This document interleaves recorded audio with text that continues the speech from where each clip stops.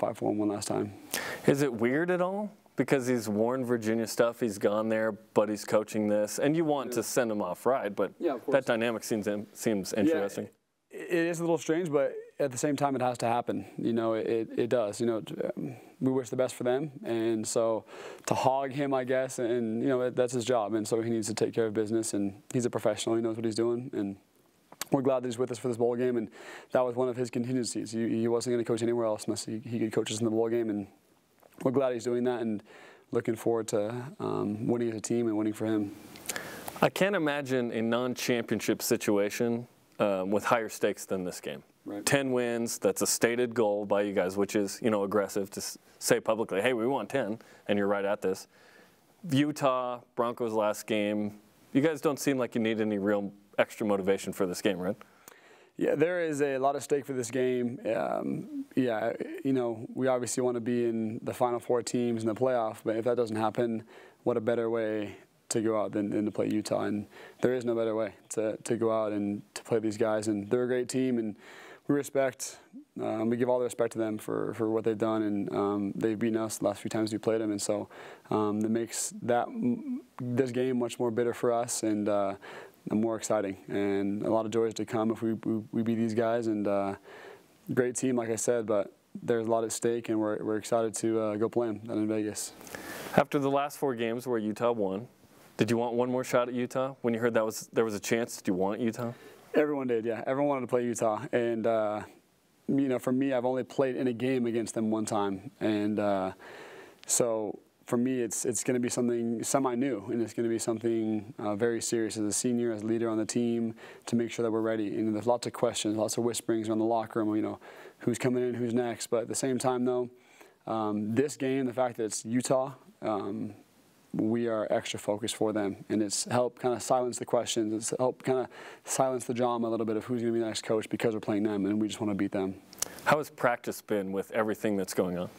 So we've only had one day of practice, but today it was very enthusiastic. You can just tell, because it's this team, we are so focused on this game, and we cannot wait to play them, and so excited to be able to get this opportunity. You know, they've gotten the best of us these last couple of years, and so we're so excited for this opportunity to play them. And for us seniors, this class, we haven't played them that much, and so we're very excited to have this game and to go out this way. How many guys were on the 09 team that played in a Vegas Bowl? Remington Peck? Me and Remington. That's it? That's it. So you guys are this is how Vegas is. Avoid this. Go and do this. You know, yeah, it's something that years past, you know, there's been a lack of focus on the team. Going to a bowl game is kind of treated more like a vacation. You're on the beach, or you're in California, and you know, now you're in Vegas. But like I said, there's something different about this team in general. That's been said by, you know, many coaches and us. There's just something different. The leadership is awesome, and our captains are great. And you know, as a whole, we're more focused, and especially this game, it helps us be more focused. Vegas is an easy place to get distracted, but there's no better place than to go down there and play and win, having stayed focused. We're doing a playoff bracket called the second best play of the football season on BYU Sports Nation. Number 1, obvious. What's number 2 in your mind? And you'll be able to vote on Twitter. Okay. You know, Mitch Juergens' catch was just unbelievable. And you know, the Starman celebration. Yeah. The other day, in practice, I scored. I did the same thing. He was dying. It's just, it's his little trademark he's had. So, unbelievable play. I was able to watch that ball just flutter in the air after Tanner just got drilled, and to come down with another one, it was surreal. You know, and the week before we had something crazy like that happen to us for a win, and the next week the same thing happens. It was almost too much emotion. And if this game, I don't even know how to bottle or describe the emotion of this season. It's been unbelievable. Losses have taught us a lot, but the wins have been great. And I would have to say Mitch Juergens' catch was a great catch in general for any play, but that situation against one of our rivals, in my opinion, has to be up there for sure. What's been the coolest thing about catching the Hail Mary? Oh, honestly, the catch was, I mean, shoot, I caught it with my body. You know, I don't do that very often. I think that's one or two of the only times I've ever caught a ball with my body. Probably needed to. I kind of had to in that situation, but it's one of those things where it wasn't necessarily like the catch. I mean, maybe the focus was there, but the catch was just a body catch. You know, it wasn't anything extraordinary, but the situation made it extraordinary. And I've said this before. The surroundings with the players, that made it special. You know, I was under the pile, and Nick Kurtz jumps on top of me, tearing, hugging the ref, and as we're under the pile, me and Nick screaming at me, "We're legends, we did it, we're legends." And as he's saying that, both of us are losing our breath because of the dog pile. We can't breathe, and it's moments like that I'll never forget. Getting awesome interviews from people and asking about how it's impacted our team is special.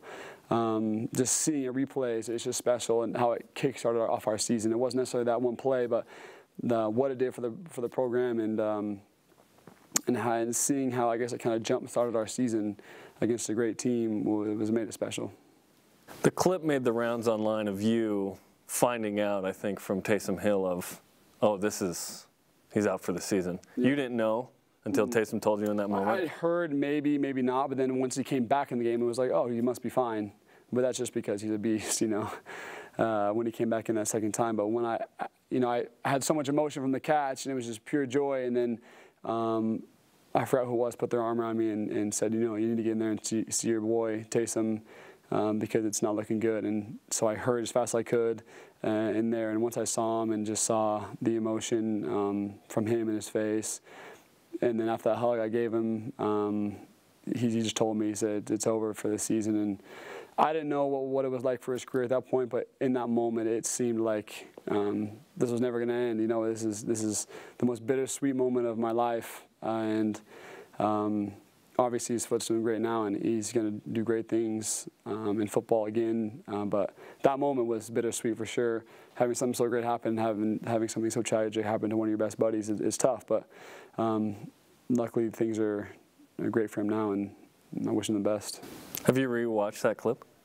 I have, yes. I mean, all the retweets, I've seen it, and people bring it back up, or even now, anything that's sad happens, always relate it back to that. Like, this is probably the second saddest thing that happened after seeing Mitch and Taysom cry as they hugged each other. That's another playoff bracket we're going to do. Yeah, okay. Second saddest moment, yeah. The most emotional. Yeah, I've seen it a bunch of times, and it just reminds me, it almost is humbling at the same time. It's obviously comical that two grown men are crying, but at the same time, it's humbling to see one of your best buddies go down like that, who's such a great player. And so when you watch it, it just brings back all those emotions and lets you kind of relive that moment again. As a senior, with this season and how well you guys have performed, given everything that's happened, do you feel like you need to cap it off with a win in Vegas? Does that matter? It is huge, especially against this team. With all the questions that are going on with who's the next coach on the team. I mean, slight, guys wondering what's the future going to look like. The pain or the joy of losing or beating Utah will last and be a lot stronger than any new coach coming in or any change happening. That pain or that joy of beating them or losing to them will last you until you play them again. And it's a long time sometimes. And for me, it was a couple years. So getting that across to the guys and letting them know how important it is to beat these guys is something that will give the best cap to this season. 10 wins, 100th win for Coach Mendenhall, and beating a great team and our rival. There's no better way. What's this season been like for you since we started the elite conversation in the summer? I get tweets a few times a week still. Maybe more. If I have a game that's not my best, it's, is he or is he not? And then if I have a game, it's, oh yeah, he's elite. So, I still get it all the time, thanks to you, of course. And you guys still seem to light the fire and keep it going, pour some gas on it. But, it's fun. I love it. And, I have to say it's, give me that motivation. Am I or am I not? It's put the question in my mind, too, as well. So I've motivated you? Is that what you're saying? Yeah, motivation. So, and obviously everyone has their own opinion, but, it's really about what next level guys think, my teammates think, and my coaches think. And so you don't care what I think is what you're saying. No, and that's totally fine. Of course, of course. But at the same time, though, levels of how elite you are can change for fans. You know, Sure. if they want 300-yard games, that's kind of tough. You know. Yeah, they'll take Utah State every game though. Yeah, I'll tell you that. And if now I don't have 160 yards in this game, then I guess I've gotten worse since last game. So I don't know how to handle it, but. Yeah, it's been a fun conversation, and I'm glad you've been bringing it up. So it's been fun. Okay, well, good luck against Utah. Thank you. Appreciate that.